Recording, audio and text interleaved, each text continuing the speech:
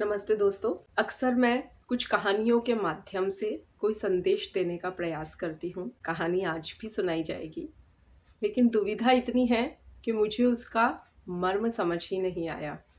मैं समझ ही नहीं पाई कि कथाकार इसमें क्या संदेश देना चाहते हैं। तो आप लोगों से अपेक्षित है पूरी कहानी आप ध्यान से सुनेंगे और उसके बाद कमेंट बॉक्स में आप मुझे इसका सार या अर्थ या संदेश जो दिया जा रहा है वो समझाएंगे।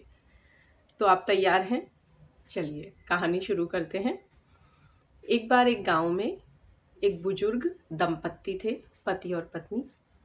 घर में कोई और सदस्य नहीं था, वे दोनों ही थे। अक्सर दोनों की नोकझोंक चलती रहती थी।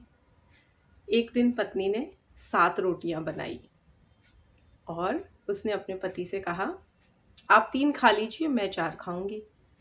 पति ने कहा कि नहीं नहीं, पुरुष की भूख ज़्यादा होती है, स्त्री तो कम में ही संतुष्ट हो जाती है, मैं 4 खाऊंगा।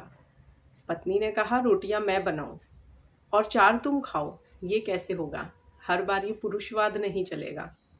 मैं खंडन करती हूँ इस बात का, मैं तो 4 रोटी ही खाऊंगी। पत्नी जिद पे अड़ गई।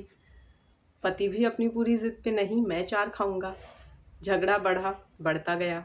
फिर एक निष्कर्ष निकला कि जो पहले बोलेगा वो 3 खाएगा। तो इस तरह अबोला शुरू हुआ, यानी बातचीत बंद। अब पूरा दिन बीत गया, शाम हो गई, रात्रि गहराने लगी।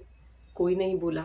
दोनों बात के धनी, पक्के अपनी जिद के, कोई भी नहीं बोला। अब 24 घंटे बीत गए, सुबह भी हो गई और उनकी कमजोरी बढ़ती गई। वृद्ध थे, शरीर थोड़ा क्षीण था, अन्न नहीं मिला तो दोनों पलंग पे लेट गए। चुपचाप अपने अपने पलंग पे लेटे हुए थे। आसपास के लोगों ने कुछ महसूस किया कि आज उनकी घर के बाहर कुछ हलचल नहीं है। वैसे तो बुजुर्ग लोग दिख जाते हैं दोनों, तो चलो देख आते हैं क्या बात है, कोई स्वास्थ्य संबंधी समस्या हो।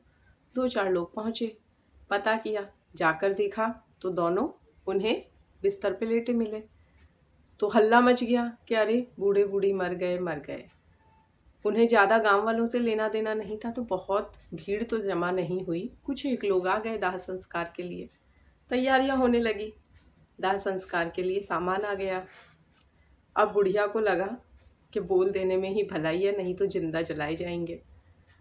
अजी सुनते हो, तुम जीते मैं हारी, मैं 3 खा लूंगी, तुम 4 खा लेना। संयोग से दाह संस्कार के लिए जो गांव वाले जमा हुए थे वो 7 व्यक्ति थे। उन्हें लगा कि ये भूत बन चुके हैं और ये हमारा बंटवारा करके खाने की बात हो रही है। सारा सामान वहां पटका, 7 लोग भाग छूटे। अब आपको मुझे बताना है कि इस कहानी का क्या संदेश है, क्या अर्थ है। किसी दार्शनिक ने अगर लिखी है या किसी ने बहुत हल्के फुल्के मूड से भी लिखी है तो कोई अर्थ तो होगा। तो मुझे इंतज़ार रहेगा आप लोगों की प्रतिक्रियाओं का।